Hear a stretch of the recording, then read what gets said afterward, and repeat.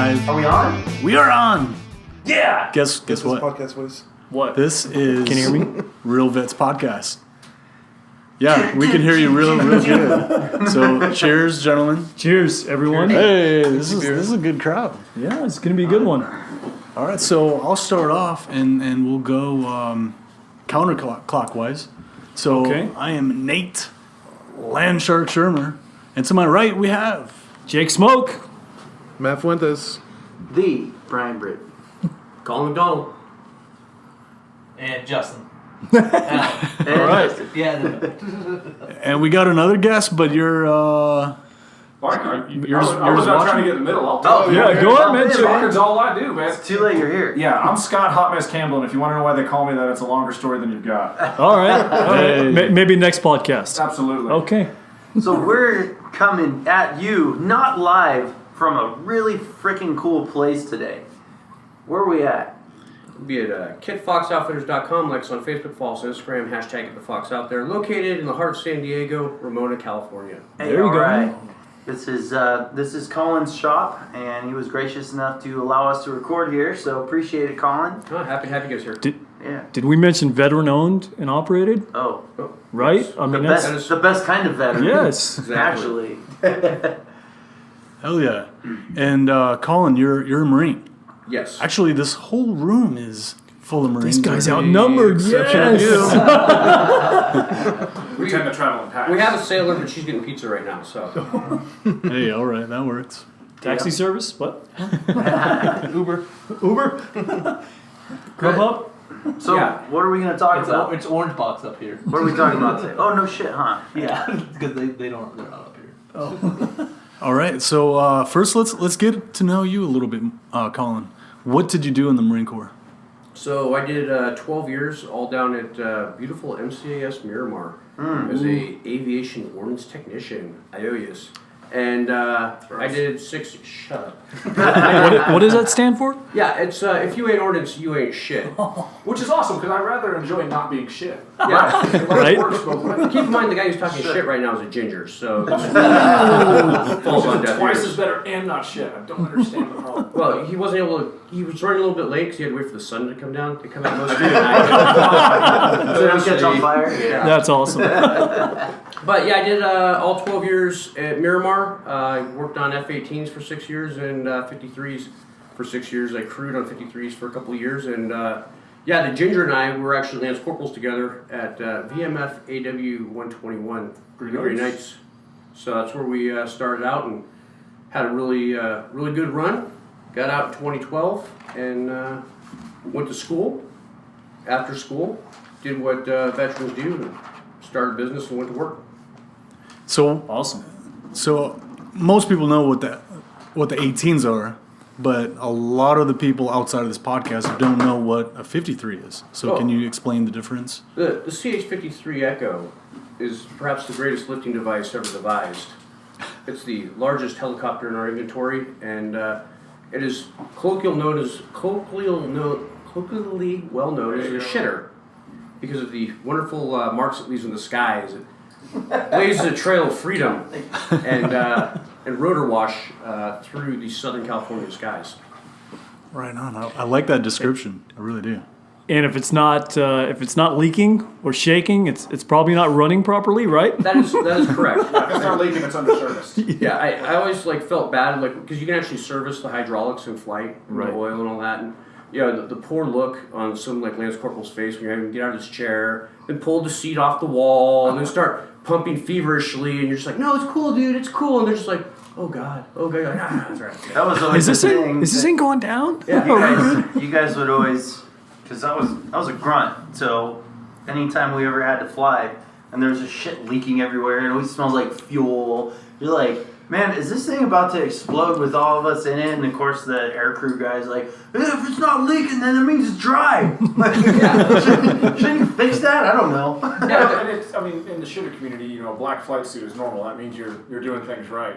Right. I can remember numerous times crewing 53s, and there'd be a bunch of infantry guys on board. I remember this one time, particular staff sergeant was sitting there, and he was right under a high leak, and it was just, he fell asleep, and it was dripping all over his face and his mouth and everything. Oh, wow. And so I tried to help the guy out. I was like, hey, and I was trying to move him up, and I pointed at his collar and he pointed like this. I was like, yeah, that's cool. You know what? Just stay there in your seat, bro. Good thing it's vegetable based. Have fun with that. Yeah, you just get to a point where you're like, that's fine. I'm going to go back to my air base. Dude, dismounts just smells like French fries. Wow. So then you said after you got out, you went to school. Yeah, I went to beautiful Universidad Nacional, or National University, and fond memories of going to class at night. My favorite campus was two exits from the international border, so it was a lot of commuting, but it was a good program. I got my BS and BS, organizational leadership. Okay. And so That's it is- fair. yeah, it is possible for Marines to get degrees, and knocked that out. Went to work to my day job writing technical manuals. Exciting, fast-paced world. Tell us all about it, please. Yeah, I'd like to actually just take the whole podcast to Spare talk no about detail. the 38384 military standards for developing technical documentation. And then they all fell asleep. Exactly. it's verbal roof and all. But my wife and I, we started Kit Fox Outfitters in 2014. Started online, and last year was a big year for us because that's when we made the jump from online to having our brick and mortar here in Ramona. So we've been really excited and stoked to be here and be able to share our experience and share our classroom and our shop with everybody. And it's a pretty cool little shop you guys got here, man. There's all kinds of cool survival stuff, all kinds of cool like outdoor hiking, camping. They got knives. There's hammocks. What else do you need? Knives and hammocks. Maps. Right. And maps. Yep. Yep. Well, that's what I wanted to ask lamps. too. I wanted you to maybe, clarify a little bit more on that, like what you have here. Oh, well, What? and Tell the audience. Yeah, you know? I appreciate it. I don't want to hijack the podcast, but look at me. I am the captain. So, we could go down. But what we do is we focus on gear for the Southwest region of the United States. So our backpacks are a little bit tougher. Smart. We carry gear from VanQuest, Hill People gear, chem lights, quality headlamps, Black Diamond, Coast. Stuff that's going to get you out on the trail. If you're somebody who goes out on the trail professionally, military, fire, those kind of cats, or if you're just going out for fun, it's going to be the same quality gear that we use and we trust. We've got a small enough shop that everything we sell has kind of been through our hands and vetted, and we make sure that we like it. And You guys bring it out and try to break it before you start selling it. that is correct. There you go. Marine Corps. And yeah, Oh, yeah. you can break it. Yeah, because just remember, mil spec is the lowest bidder. You want something a little bit better. Yeah, yeah. exactly. I always think that's funny. It's mil spec, bro. You're like, Yeah, you see that bad meme? That buy. means That means it's these shit. size 12 boots are really a European 6. Yeah, we just kind of this approach where we're going to take a piece of gear out to the woods, and at the end of the weekend, it's either going to be broken or pregnant, and Or both. yeah. Why not both? Wow. Too funny. Need a beer. But yeah, I love outdoor gear. I love the outdoors, and just bringing it out to share with everybody. I'll take one. I don't want you to throw out your arm, Yeah, thanks, man. I appreciate I'm a it. giver. Anybody else need a beer? No. But yeah, I just go ahead. No. Finish Yeah, up. no. So I really love the opportunity to meet all kinds of people on trail. We've been hiking, and a couple years ago I did Whitney. Last year I did White Mountain again. So I like to try to get out to like a 14er every year. So we're out backpacking, we're hiking, we're in the desert with the gear. Our customers, we have a lot of customers that are like friends, and that's what we want. So we've been really fortunate so far. And like I said, it's cool to be able to do stuff like this. Take the classroom, set up, have a beer, and talk, veteran stuff. Yeah, that's a cool thing that you do too. I mean, not only do you have this business, but you run classes here. You're teaching people and you're taking people out. I think that's awesome. Thank you. Yeah, we try to do that. We've got our backcountry skills classes, and those basics cover shelter, signal, water, fire, and tools. And what we do right now is we teach foundational skills. I think there's a big gap in the outdoors, and Absolutely. it's great that everybody wants to go out there. Trust me, from a person who sells outdoor gear, I want everybody in the outdoors. But there's also a certain level of education, and San Diego's a city of transplants, so it's really important to be able to talk to people and help people get on good trips and have the right packs, maps, gear, and not go out and have a bad experience. Because one bad experience can ruin backpacking and hiking for a very long time. Trying to get veterans to come out and like go, working in the military or Forest Service, You don't want to go hiking. Yeah, I'm not gonna. Yeah, right. And yeah, like the hardest converts are like people like Brian, the G runs. It's like, no man, no. And they start rocking back and forth and sweating and shit. And it's like, no, we can have fun. You just replace that mortar base plate with a case of beer. And as long as we hike out the empties, you're good to go. It's about having fun and getting back out to nature. And there's a lot of really just amazing stuff to do here in San Diego. That's right. When it comes to instructing and teaching, is there an audience? Do you start at kids? Yeah, kids to adults. It's Okay. So here's the cool thing. And we hate to hear this in the military, but there's foundational skills, and those foundational skills are perishable skills. Yep. So Oh, absolutely. if you aren't practicing it, you're going to lose it. And Right. there's a lot of people that, hey, I went to school, I went to work, and I want to get back outdoors. My life's kind of evened out now, so I can go out and do this stuff. But it's been a while. Well, guess what? Techniques and practices change. There's new work. You could have a trail. We got firefighters here. You have an area that burns through a couple seasons ago that's still closed, and you're trying to go out there because you remember it from your childhood. So it's good to come talk to people like us, not just to buy our stuff. Please buy our stuff. But but we're here. Shameless. As they should. No soul. But we're here to help, and we're here to make sure that you're out having a good time and find out what you want to do, because there's so many facets to the outdoors that trying to go out with that generic idea. We have like a canoe by a lake with a little fire on the ground, and the smoke going up. Well, one, we don't have lakes. You're not in a canoe, and if you put a ground fire out here, you're gonna get jumped. You're gonna get a big bill in the mail. You're gonna So we're here to help, and that's where the classes really come in handy. You get the kids young, and you get continuing training, education, and we just love sharing it. If you guys don't tell me to stop, I'll sit here and talk for hours. No, we like it. I mean, that's how we operate, right? It's all about being a community, being a veteran community, and just providing value, 100%. Exactly. Just getting it out there. More knowledge, more everything. Yeah. And you had touched just briefly about some experiences. What do you have, like an experience that comes to mind that maybe you wish you could have prevented, either with your own or with a customer? Oh, actually, here we go. You bring up contract. Yeah. Well, I'll share that. So many experiences to talk about, but I'll bring up a good outdoor hiking experience. So, guess what? Everybody gets lost, and I actually wrote a blog about it because you got the Kruger-Dunning effect of at the beginning of something when you have very little experience, you've got a lot of confidence. Then you get kind of beaten up by life, and that slope goes down really quick, and then you got to build that experience back up to get that confidence and knowledge. Exactly. That's probably, I don't think you ever got confidence back on that one. Yeah.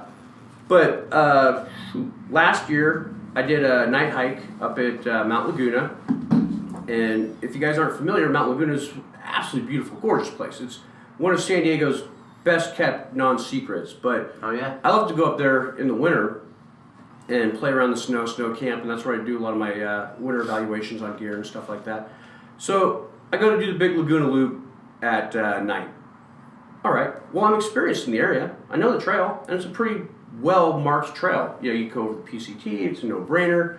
Well, I start, it's about an hour and a half before sunrise, and it's magic. It's glorious. I'm hiking through the snow. This is great. I've got all my right gear on. I've got an itinerary with my wife. She knows where I'm at. Survival starts at home. That's one of the things. So the right gear, the plan. Planning. Yep. Yeah, it's 90%, just like the military. It's 90% planning, 10% execution, and that prior proper planning just makes the event itself, that much better. Well, this night, sometimes, stuff happens. Well, a weather system moves in, and I'm in that magical bubble where I've got my headlamp on, but you can only see in this 10-foot bubble because the fog's come in. Yeah. So I'm sticking with the trail, good to go. And in areas in Laguna, there's the main trails, but there's a lot of roads and cross sections. So I basically went over to the east side, took the PCT, came back, and when I came back over the Sunrise Highway to the west side for that section, I'm like, okay, cool. And I had a picture of the map, and I'm like, okay, this is good. I've done this before. How bad can this be? It was fucking bad. And And it's amazing how something that you know and is very familiar to you quickly turns into something completely foreign and alien. And I was having to track my steps through the snow and come back and is this the trail? Is that the trail? And short or long story, I hit my bingo where I'm like, you know what? Fuck this. Like, I had all the gear to survive, but I also knew that I had like a case of beer in my truck. So What was more motivating? yeah, right. Priorities. But the cool thing is I had put a couple plans in place, and I knew that no matter how bad it was, if I'm west of the Sunrise Highway, all I have to do is shoot east, and I'll hit the highway. If I'm east, so I had safety, and that's, I guess, one of the biggest things. I'll jump to the moral right now. You can go out and do dumb stuff, but as long as you got some safety nets built in, it's not as bad as it could be. So I kind of hit this, the magical fuck this moment, shot east, hit the Sunrise Highway, and earned myself a 4.5 mile road march at night in the rain. Yes. Oh, It was magical. in the rain. And here's the thing is, everyone's like, oh, you're a Marine. You're like, no, it's a fucking air winger. So, like, road marches, I think I did, like, last time I did a legit road march was, like, at Sarge School in 29 Palms. Right. And it wasn't pouring down rain. Right. So, I'm like, fuck this shit.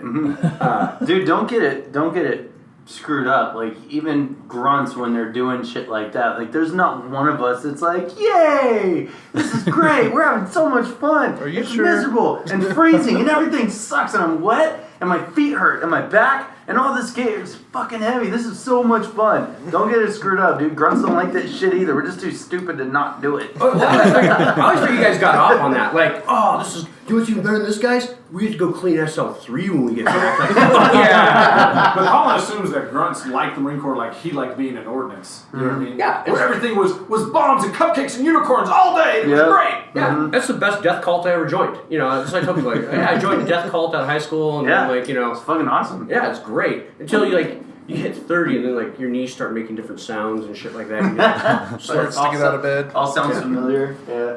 But yeah, it was a cool hike because once I got back to the road, I'm like, all right, I'm air quoting right now safe, which I'm not because now I'm on a fucking road at 11 o'clock at night. Yeah, but luckily the only people driving was like one CHP officer and a bunch of tweakers. So how bad that could that be?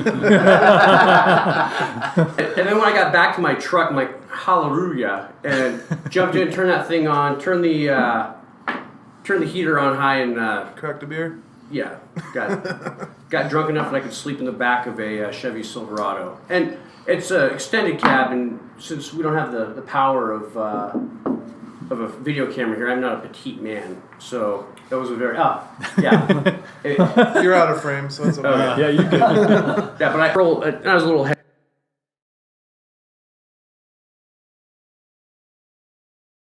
Okay, I'm warm, and I'm drunk. This is good. Thanks for letting me borrow your pen. Oh, you're welcome. Field stripped. I like it. That's the grunt. He just took it apart. He put it back together. He just broke it. Yeah, it's broken. All right, I'm done. I'm done with this thing. At least it's just He broken. turns it back into the armory. Here you go. Here you go. Broken and not pregnant. You know.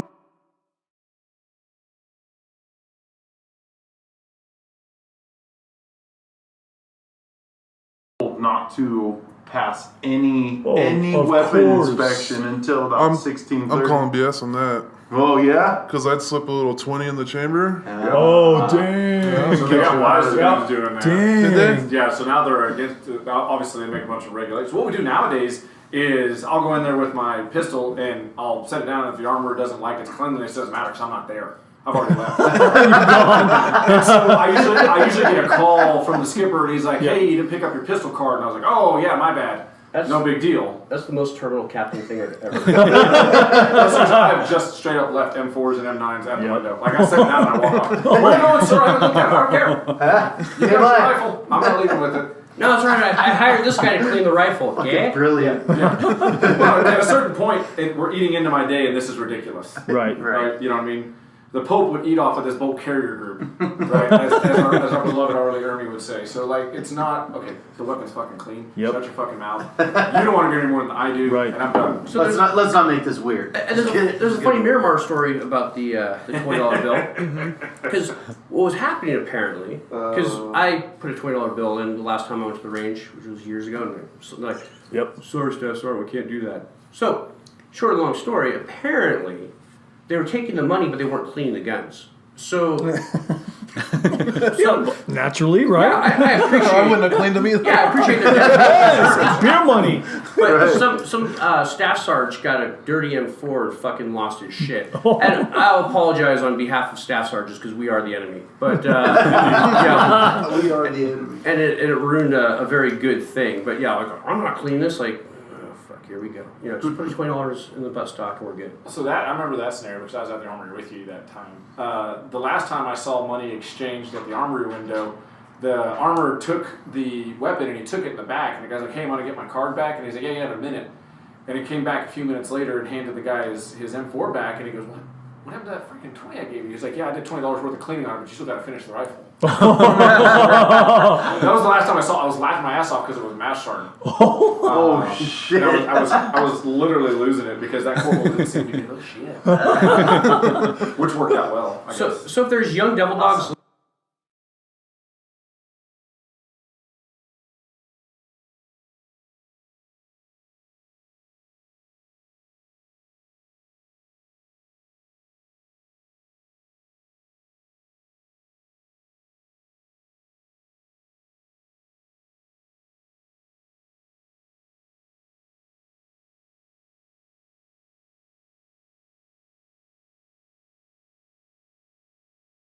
Started that with everything. I thought I saw a video.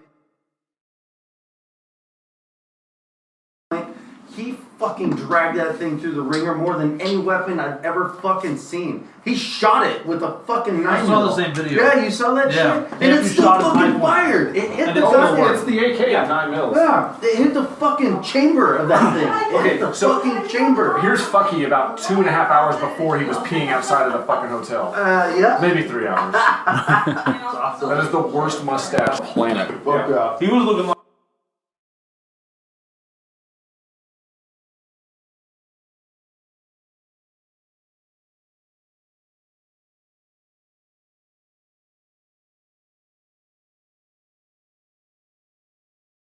Shitter, right? That's dick in the war. I did. And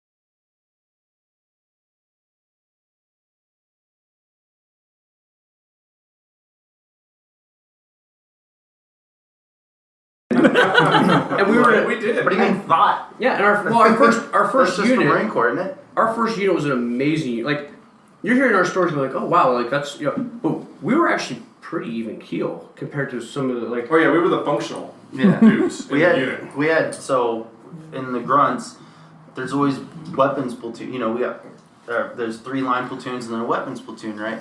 Weapons platoon is always the dudes that are like on drugs, have nipple piercing, have their dicks pierced, like just fucking crazy. You see them out in town on the weekend, and you're for sure either gonna get arrested or shot at, like one of the two, and get fucking San Clemente. Yeah, that's funny shit. Anyway, well let's shift gears. Yeah, let's there talk we go. about our esteemed guest Justin Allen of several different popularities or something. I don't I know. don't know about all that. So Justin is a buddy. He's a good dude. He's a Marine. He Real is. good dude. He works a lot with the veteran nonprofit community. I'll kind of let you talk a little bit about it, but he also recently purchased his first home with his lovely wife up here in Ramona in the Country Estates. Nice. Using our team. So that was awesome. Thanks for the business. Oh, yeah. Appreciate you, dude. But yeah, let's tell our faithful listeners, what is this, episode 6? We gotta have at least 100,000 listeners by now, right? Not a million. Plus or minus Right. 100,000. Plus or minus. We're good. Probably a million more. But yeah, tell the 6 people that are gonna hear this podcast about yourself. But there's 8 of probably us in be this one. room. We got like 2 likes. We did it. Yeah, I got into Marine Corps a little bit later, 2011, and did a 5-year contract as a communications radio technician. That's right. That was a lot of fun. A lot of different experiences, and the cool thing about that job too is they kind of shift you around everywhere. So, I was like attached to a headquarters element for a MEU. I was attached to a squadron for that same MEU. Which MEU? 11th. Okay. Yeah, and then I went out to Yuma a bunch. I went to Palms a bunch. Bounced all over the place. Got to see a bunch of different things. It was a pretty good time. So I did that, and then I got out and right into the workforce. Started slaving away for the man. Well, yeah, the man. Not Uncle Sam, but just whoever the dick is. It's in close charge. cousin. some other man. Yeah, It's exactly. close cousin. Yeah. Pam. But yeah, been doing installing security systems now for like 5 years. Finally landed at a good company, so pretty happy there. Yeah. And then Yeah. once I started, When we first started talking real estate, you were working with somebody else at the time, right? yeah, I was working for this dick who didn't want to give me. This dick? Fair enough. His name wasn't even Richard. That's the sad part, right? So That's he, just unfortunate. he would just randomly not give me work, and it was right when at the time where we were like, hey, like I owed a lot of money in taxes this year. Maybe we should look at buying a house because we're at the financially. I was at a point where it made sense, and my wife just got her job, so Yeah. we were pulling in dual incomes. Like, hey, we could definitely make this work. And then that guy stopped giving me work just because he didn't like me, and instead of doing any kind of paperwork or anything like that, he just basically wanted to make me quit. So I was like, okay, great, I'll quit. Here's an bye. HR complaint. Like whatever that happened with that, I don't even fucking know. But hopefully they were like, hey, just letting you know, this guy made a complaint about you. Just to even know that maybe I can get under his skin somehow. Just piss him off a little bit. Yeah, and if I ever see him, I'll probably deck him because I don't work for him. So, good. What's the problem with that? Sounds like Nothing. he deserves it. Sounds like he It's deserves hard it. to want to function in the civilian world when you can't tell people you fucking suck. Yeah. Go Dude. away. Dude, I was honestly bummed out about that. Not because, we were holding off on buying, but we were looking up in Julian at the time, right? We saw Yeah. some cool fucking places up there. Yeah. There was that one with the hoarder neighbor, you remember? Where that, Oh, yeah. It was like right off of it's the little community right behind the main strip of stores and everything like that. over Yeah. on the east side, like right near Julian High School. Uh-huh. And the house was cool as fuck. It was awesome. It was a really cool Yeah. place. Kitchen was a little small, That but little home, yeah. Yeah, great like views. Like a hobbit hole. the upstairs, remember that weird room upstairs with the weird It's all closets and A-framed shit? out for the snow and everything, so the closets were, and the rooms were all upstairs.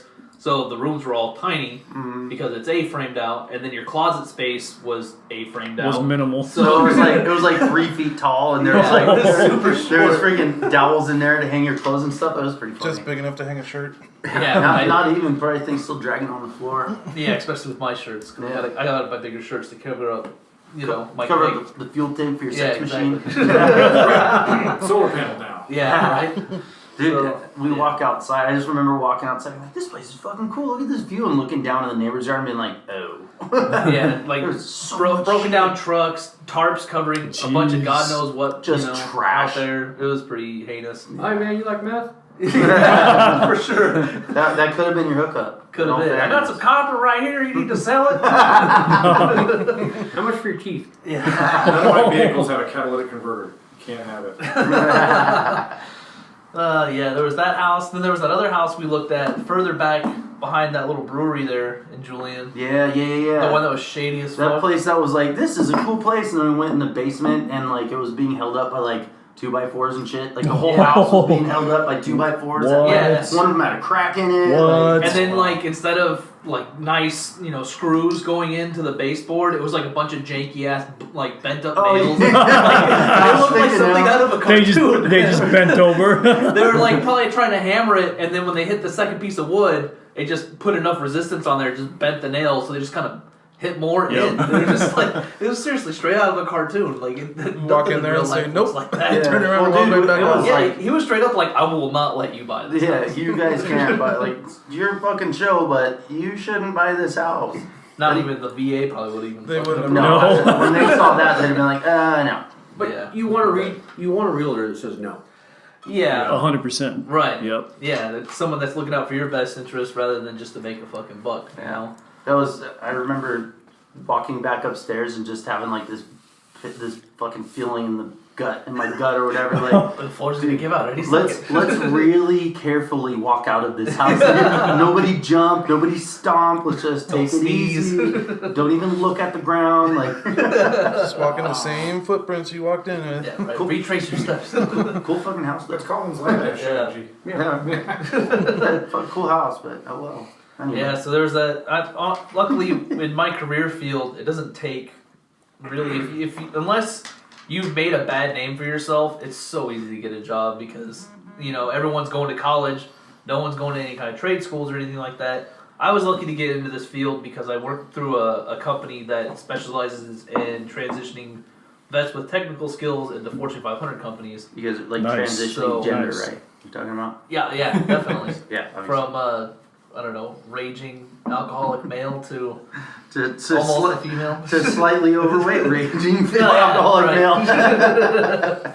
But yeah, that's how I got into the whole field, and then ever since then, if I ever had a problem, like it was easy to find a job within a couple weeks. I would have done whatever it took to take care of my family, but I honestly have been so fucking lucky my entire career, and then getting out, and then the string of jobs that I've been through with different companies. It's been couldn't ask for it to go any better, honestly. But yeah, so now with this company, and they're doing really good. Very happy. They're happy with me there too, and it's a small family-owned business. It's awesome. That hires mostly veterans. My Nice. boss has his NRA life certificate fucking member on the wall in his office. Like, he doesn't give a shit, As long as you do him good, and he's making money, he doesn't care. Sure. And they kick back to their employees and everything. And couldn't ask for a better spot. But That's awesome, man. Good for you. yeah, got that job, felt great. And we weren't even talking at that point. Yeah, it had been like months. It's been a few months, and I just messaged you like, "Hey, let's go see this house." And I showed that same house to my wife probably that night or the night before we messaged you, and we went from not looking at a house to being in escrow in like 2 weeks. Yep. Yeah, just had to update a couple of things, and we were freaking off to the races. Yeah, pretty crazy. That escrow went pretty well.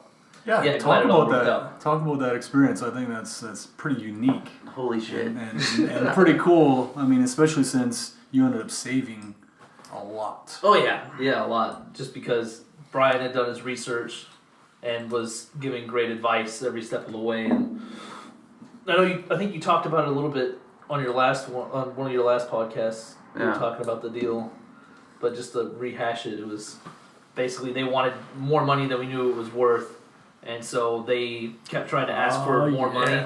But they kept trying to keep holding their price. They're too high a price. Nope.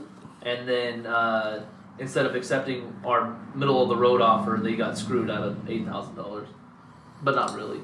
In fact, No, they got paid what it was worth. Exactly. What it appraised for. Exactly. That's why it's like they got screwed, but they It really wasn't didn't. their money to begin Exactly. Well, they didn't just that because we also got like 8 G's in closing costs paid for. Yeah, so I it ended was up like, getting all of my escrow money back. I Yeah. didn't pay a single thing out of escrow.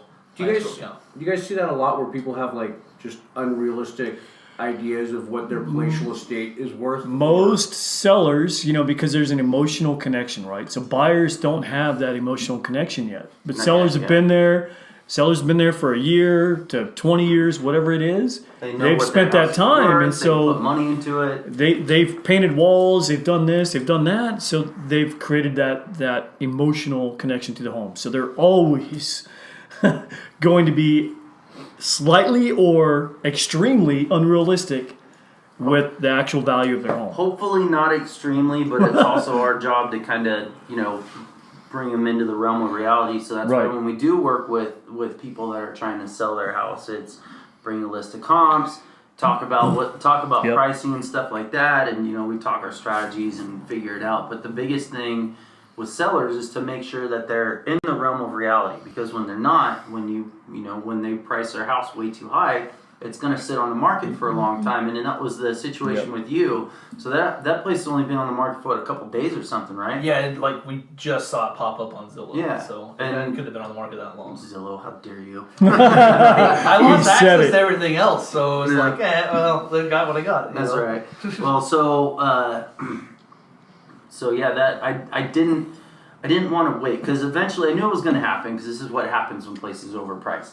They are priced too high, and then they sit, and nobody looks at it, and they sit on the market forever, and then eventually sellers will agree to price reduce and price reduce and price reduce until they finally get to what the house is actually worth, to what its actual price is.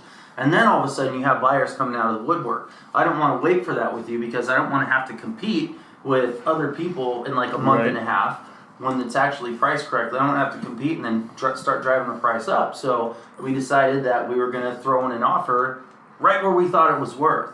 They didn't like it, but they played ball. You know, they sent us a counteroffer. Well, they sent us a counteroffer. And to me, that means, all right, they didn't reject us. They didn't get pissed off and you know, pull chops. They're entertaining the idea. Yeah, they wanted to talk. They wanted to figure it out, which to me is cool. I hear you. And in all fairness, that agent was she was great. She didn't do a bad job aside from, you know, whatever the pricing. I wasn't there for their conversation, but whatever their pricing strategy was, like, that agent was super easy to work with. She was really nice. She was really mad. At the end, she was upset. What? Because a smart agent came and basically called her out, or basically said, "Hey, it's not worth it. You know, worth that price." And well, so point is, we were able to get them to agree to price reduce. We got them to agree to it on paper to price reduce if the appraisal came in low, right?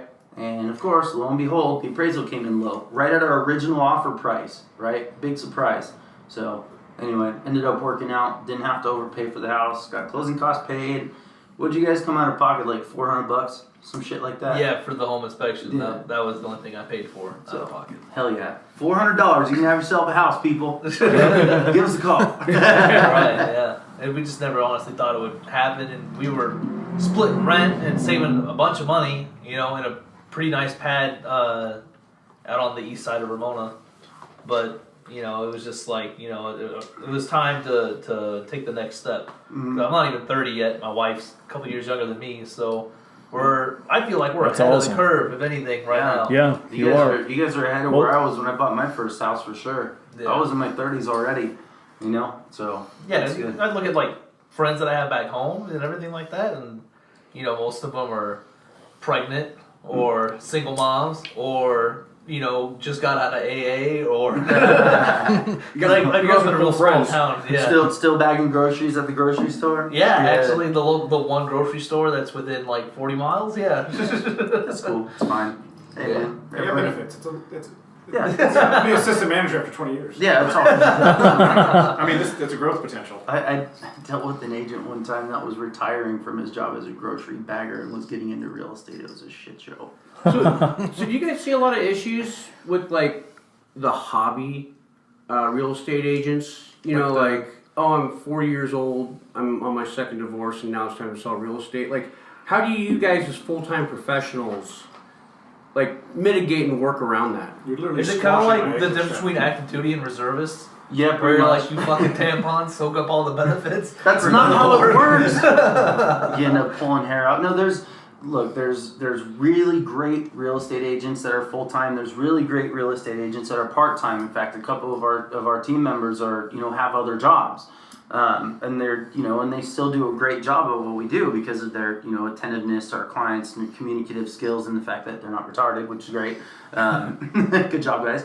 But no, so there's honestly the biggest problem that I've had with people in real estate, with real estate professionals or agents or whatever they want to call themselves, is the ones that have been around for 30 or 40 years. You know, their DRE number starts with like 00003 or something like that. Where they're super old. Yeah, where they're, you know, and this isn't, I'm not knocking anybody by any means, but it's the ones that have been around for a long time and don't do a lot of business. So they think, I've been in business for 40 years, I know how this works, and they think they can, like, throw their dick around like they think they know everything. And because of the fact that I've only been in real estate for 4 years now, so I must not know anything. Forget about the fact that in those 4 years I've sold more fucking houses than they have, but in their whole 40-year career. But whatever, it is what it is. There's so many different people in real estate because in all honesty, it doesn't take much to get your license. It's 3 college-level classes and then a state exam, and then you have a real estate license,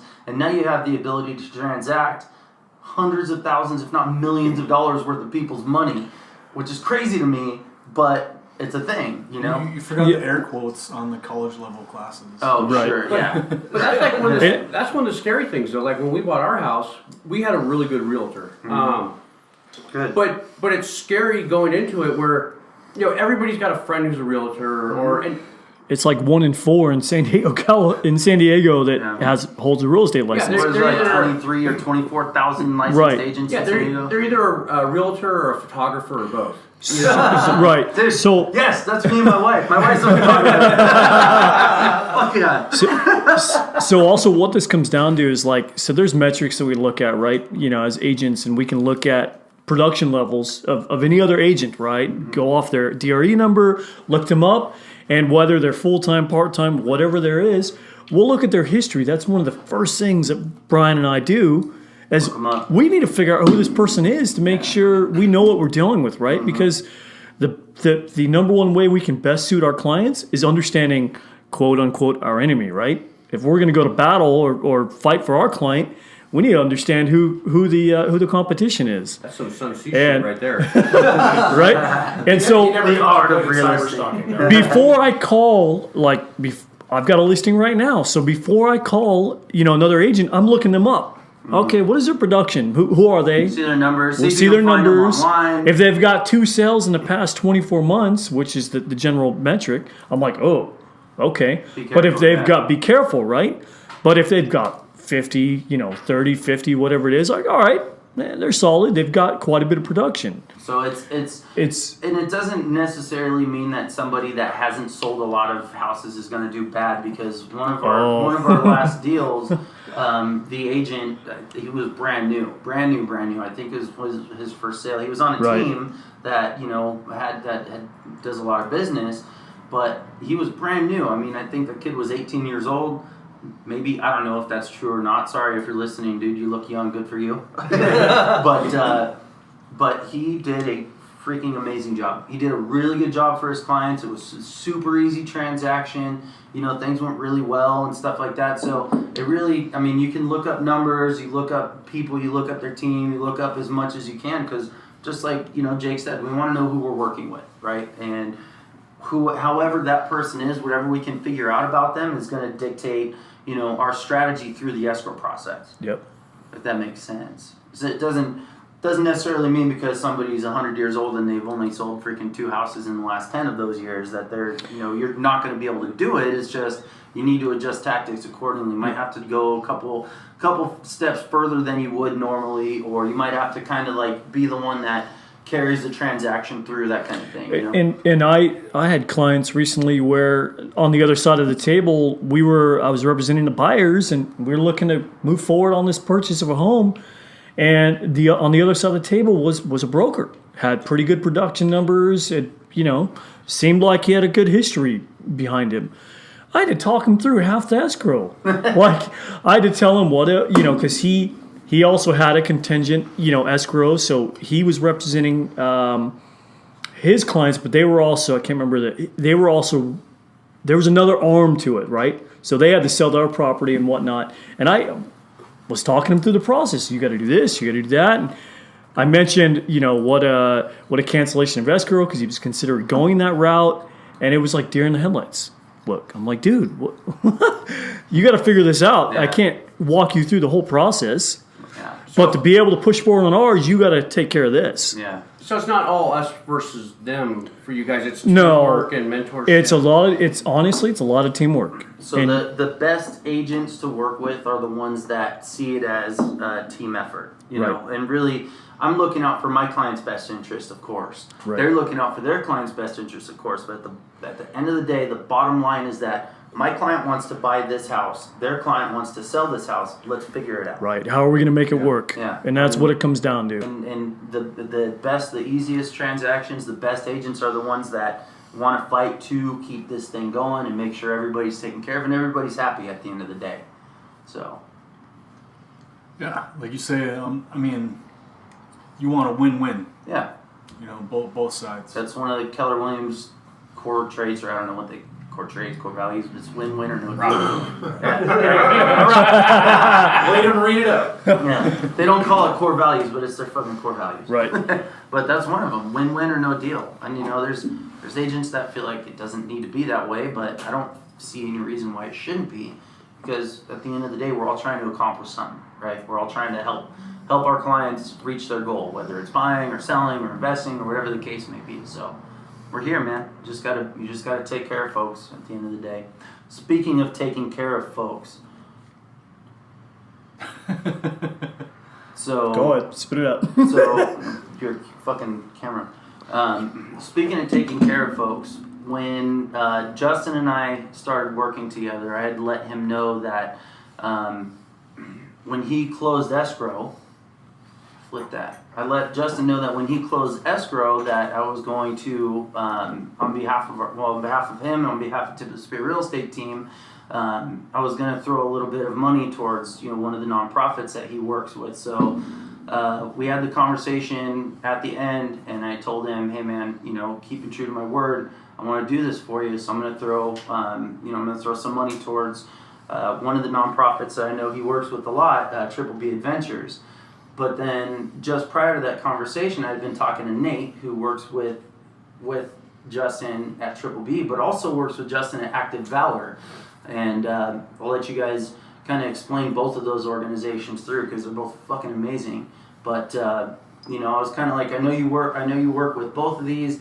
I'm going to let it be your decision who you want to have the funds donated to, and you didn't feel fair about that, so we figured we'd split it. So on behalf of Tip of the Spear Real Estate Team, I have 2 checks in my hand that I would like to present to you right now. One of them to Active Valor for $500. There you go.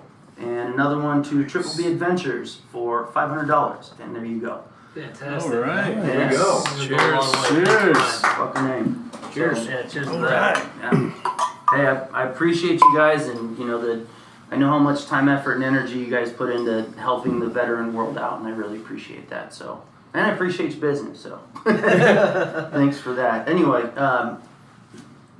on that note, Justin, do you kind of want to talk about Triple B, talk about Active Valor, what you guys do with the mentorship with Active Valor, what you guys do for vets to help combat PTSD with Triple B and stuff like that? And I feel like the both of you can kind of talk that one through.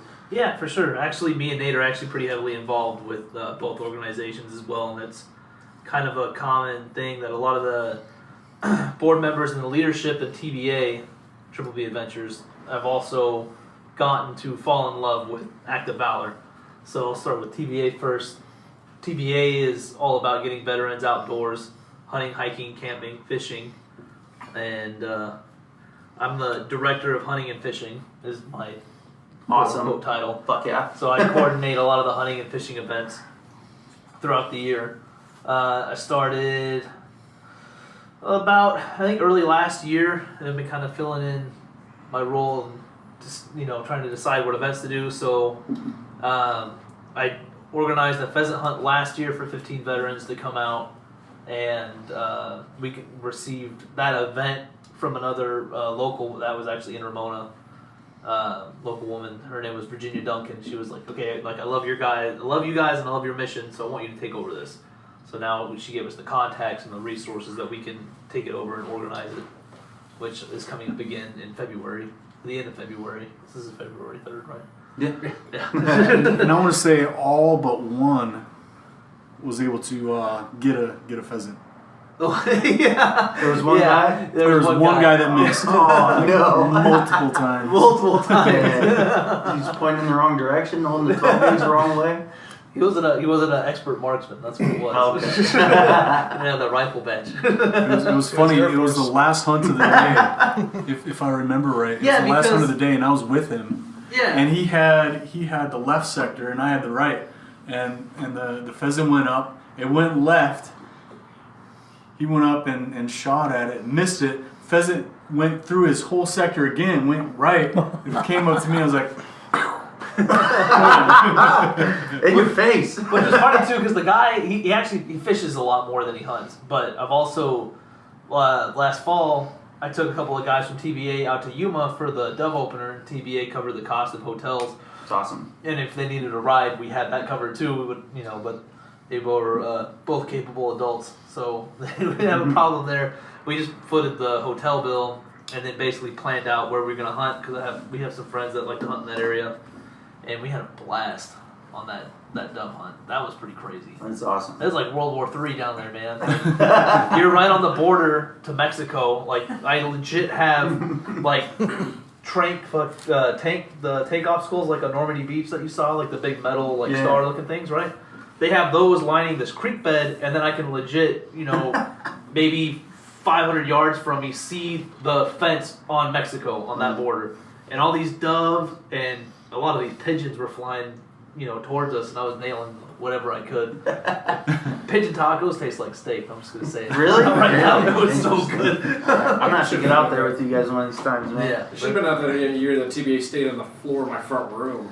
Yeah, I missed that one. Freaking ridiculously crazy. Yeah, I That was heard a- good stories about that. You were there for that one, weren't you? That was Yeah. a couple years ago, wasn't it? Yeah, so There's one now, I think. yeah, but yeah, It was the fall opener. Scott's been an amazing host in the past, and he opened up his. I'm a single guy who has a big house. Yeah. I can afford it. And you don't realize this when hunting though out there, and Justin knows this, it's 110 fucking degrees. Oh at yeah, 9 yeah. a.m. It's like You guys are October, squashing my and it's freaking 110 springtime, right? degrees. My fall. It's nice. Yeah, it's too fucking hot. Like you're done hunting by like 9. After that, you're just like, fuck this. Now let's go home. You're just roast eat it. exhaustion. It's like go that. home, jump in the pool, and crack open the 30 rack. And Yeah, but that was the beautiful Gets- part. gets I the had a work big, done. huge pool, That's so we it. literally were cleaning birds 5 feet away from the pool, blaring Skinner at 9 o'clock at night. Right, and we're going between the pool and cleaning birds, and there's blood and feathers everywhere, and it's starting to make this weird soup that nobody really gives a shit about. It was hilarious because Nurse Robin, who's oh yeah, she's the American Admiral Legion. General Commander of the American Legion. yeah. But yeah, she showed up to hunt and she had a fucking real tree bikini top on, shooting birds, and it was quite entertaining. She's like, I don't need a whole room to myself. And I was like, yeah, you do. Yeah, you do, and just take my son's room, it'll be fine. If it smells weird, I'm sorry, he's a teenager. Okay. Anyway, 3 minutes left. So how many hunters are you taking out for the pheasant hunt this year? So we're getting 20 hunters this year and 80 birds. Nice. So every veteran's gonna get 4 birds apiece. Yeah. it's awesome. So we've tried to put on a good event, but it's up to you to get the birds. Like we're not gonna shoot it for you. Sure. Just give it to you, right? That takes out the whole fun of That's hunting. awesome. And that's a pretty amazing thing, just to say really quick, is a hunt like that usually, 4 Oh, birds yeah. and a dog hunt handler, that's like a $300, $400 day. Easy, which we did that together actually up in Lone Pine. We did a really good fun hunt there in the Eastern Sierras. And yeah, it was about, we got the CRPA was doing like a promotion event, and it was like still $250, $300. Yeah, so And it's, that was at a discounted price, Mm-hmm. which is, that's just, hunting's an expensive fucking sport, yeah. but it's definitely worth it. Yeah, that's cool. So tell us a little bit, because we're running short on time here. Tell us Yeah. about Active Valor a little bit too, and then we'll shut her down. So our good friend and Navy SEAL veteran Perry Yee started an organization mentoring Gold Star kids. So that one's pretty near and dear to all of us because we have friends that we've lost in combat with kids. That they got to grow up without a dad. And some friend's gonna step into that role and provide a positive male influence on that kid because without a dad, life can be pretty rough. So for those of you that don't know what Gold Star is, if you haven't figured it out by the pretense so far, Gold Star family is somebody who's lost a family member in combat, basically. So you guys are going out, taking Gold Star kids and mentoring them, playing games Yep. with them, teaching them stuff. Yeah, and the great thing is that the way they've designed the way their system's designed is that they have one kid assigned to one mentor. So you're building a bond with this kid over a long period of time. And my kid Xander, that kid is a firecracker. Like I'm like, not in the best shape. I tire out pretty easily. And this kid just seems to have no loss of energy at any point in time whatsoever. How old is he? I think he just turned 10 Okay. or 11. Sounds about right. Yeah. Kids are made of rubber and just little balls of energy at that Yeah, age. so like the first event I do with them is a 3-legged relay race, and I'm like, okay, whenever I say step, you're gonna step with your right foot because he was tied onto my left leg, right? Sure. I was like, and they say, okay, ready, go. And I'm like, all right, step. And then he tries to drag me. And he does not get very far because I'm 240 fucking pounds. And I'm just like, dude, what are you doing? He's like a buck, maybe soaking wet. The kid is tiny. But, we've done other cool events where we're playing Capture the Flag with them. They had some time at this petting zoo and farm up in, getting closer there to Temecula, right? Rawhide Ranch. Rawhide Ranch, yeah. Great people. Yeah, Rawhide. and we had like bow and arrows, so I was teaching Xander how to shoot a bow and arrow. We had our TBA donate our tomahawk targets, so we were having kids throwing tomahawks and stuff like that. And then at a petting zoo, you can go see all these different kind of farm animals that most kids in this area don't actually get any kind of interaction with, so we're expanding their horizons that way.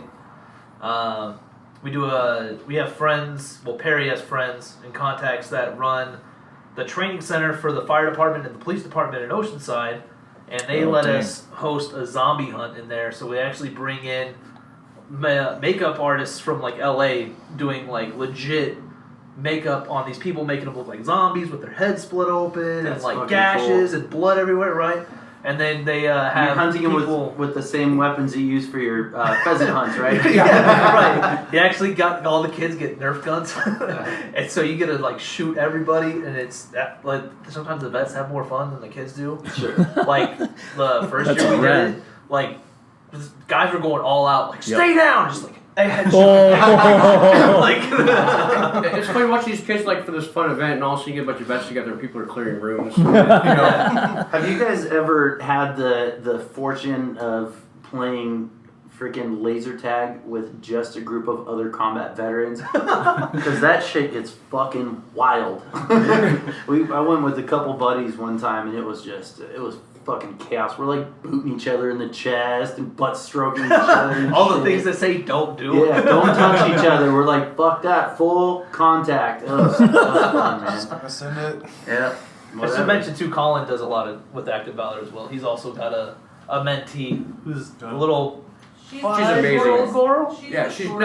She's 8 now, but it's like it's the one redeeming thing I do as a human. Like amazing kids and amazing program. I don't care how good it is, it's not enough. Oh, God, just don't be bitter. Yeah. Still got blood on your ledger. But yeah, those are mentees. two big projects here in San Diego that we love. That have just been a big part of my life since I got out. Because the biggest thing that really helped me was TBA, being able to get out and create a network of veterans, right? That was huge for me to be able to get a new set of friends and people that I could rely on and talk to anytime I needed to. Like-minded people to sit and jaw-jack with and stuff. Right. And then, so that through them, we also do a lot of community service, volunteer kind of events, right?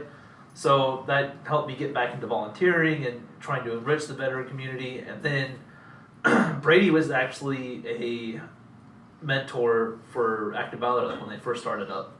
And his kid is like graduating, like Eagle Scouts. The dude, he swam across the San Francisco Bay, the Alcatraz swim. What? He did that fucking swim. Fuck. Yeah, the kid is fucking nuts. Like he's trying to go military and everything too, like special forces when he grows up. And like more power to him. Good luck for him. Yeah. But that just brought a whole other sense of humbleness, right? Interacting with the kids, not only the kids but their moms, and seeing, hearing their stories about what they had to go through. Right. That is the most heartbreaking thing for me is hearing, and seeing the family members of our fallen, man. The first time I ever hung out with a Gold Star person was one of the guys from my platoon that was killed in Ramadi. I was there in 2004. We did a reunion out in Washington D.C. in 2014. It was the 10-year anniversary, whatever, from us being in Iraq, and that was the first time that I'd met my buddy Powers, his family, his sister, his his nephew, his nephew was maybe 10 years old or something like that, but I swear to God, looked, sounded, acted, same mannerisms, everything as Powers. It was fucking weird. That's trippy. Yeah, it was, man, I always could feel kind of humbled. I don't know what to say to them. I just want to give them a big old hug and, tell them I'm sorry, but it sucks. So I think, to me, personally with that kind of stuff, I think it's awesome that you guys are involved with that. You guys do that stuff for those kids because, I'm sure the families left behind appreciate it, and those kids need that. You know what I mean? So like I said, I mean, we can't always be out there and being involved actively, but we certainly are proud to be able to support you guys where we can. So Yeah, we appreciate it. yeah, fucking A. Yeah, I think for veterans, an important thing is our service doesn't have to end at EAS. Absolutely. I think where a lot of people have trouble is they think that they got their DD-214 and they're done. And veterans, people like us, we like to keep doing good. So there's a lot of great organizations, TVA, Active Valor, amazing organizations and amazing opportunities for us to go keep doing good. Yeah. And that goes back to, I think a lot of times that veterans get out and a lot of the problems that they have is because they lose their mission. We're in the Marine Corps, we're in the Army, the Navy, Air Force kind of, I guess. And then there's the mini Navy, I forget. Space Force is real branch too now. Space Force is a real thing. We don't know how those vets are yet. We'll find out. But you don't know fucking Mars, man. Oh man. Remember that time on the moon? That fucking bar? Yeah. I can already see. What was it? Mobile infantry, man. Yeah, right. I would be a space shuttle door gunner. I would do it.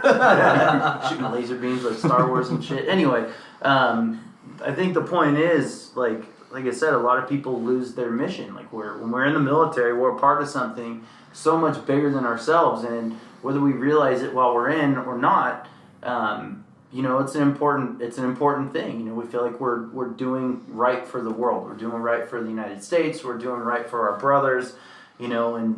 Guys get out and suddenly your importance goes away. Basically, you go back home, it's a little mundane sometimes. You lose track and lose connection with your brothers or your sisters, whatever.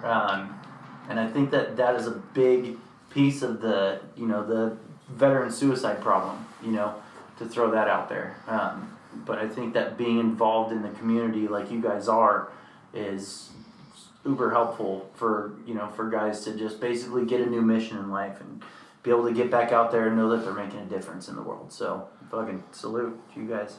Yeah, that was honestly one of the biggest points for me buying a home down here. I mean, not only did I not have a choice because my wife's family's all down here, right? Right. But for me personally, you don't know where you stuck. Yeah. But for me personally, it was like I've built this network now. I have these friends now because when I was about the time I was getting out, I was looking at places back home.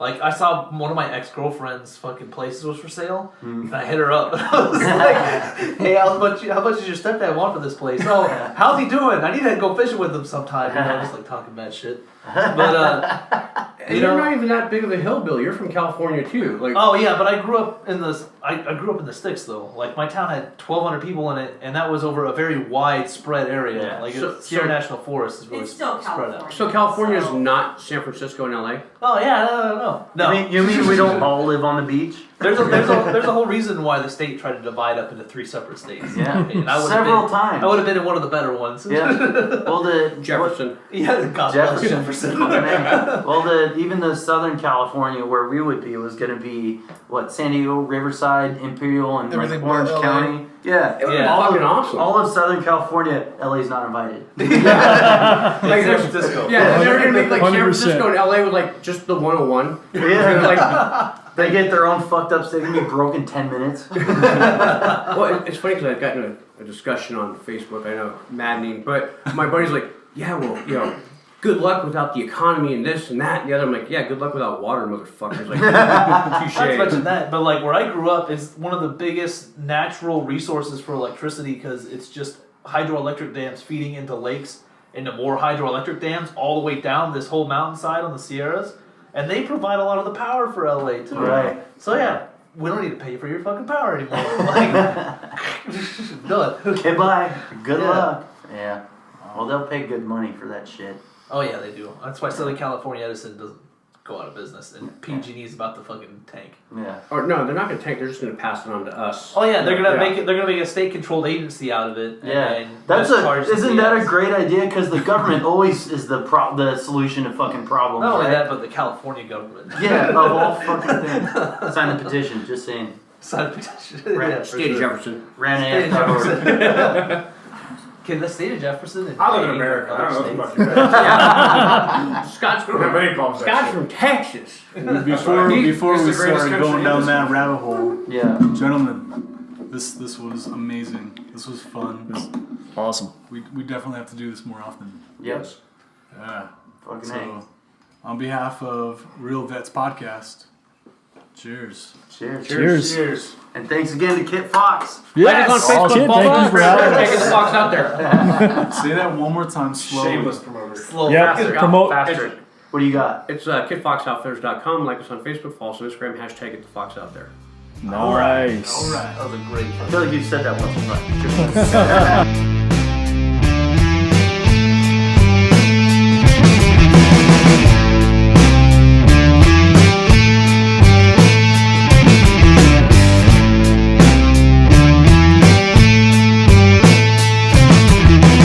Going lights and sirens,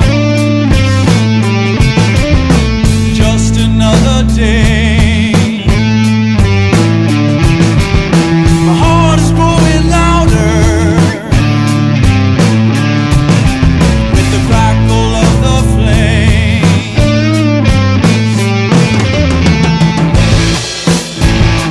No, you'll never see me again. No, you'll never see me again. No, you'll never see me again. No, you'll never.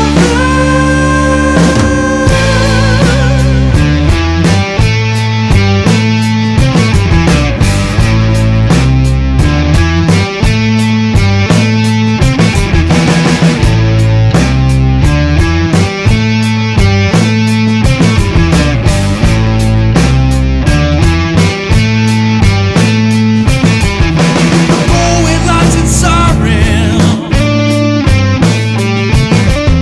again to save the day.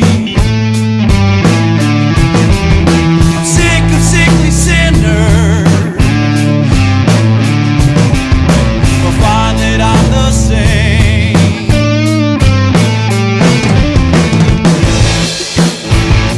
No, you'll never see me again. No, you'll never see me again. No, you'll never see me again. No, you'll never.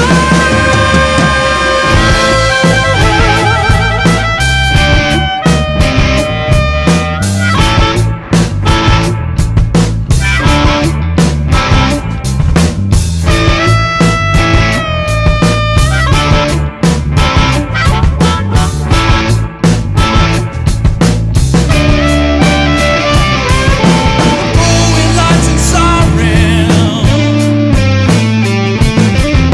I know no other way.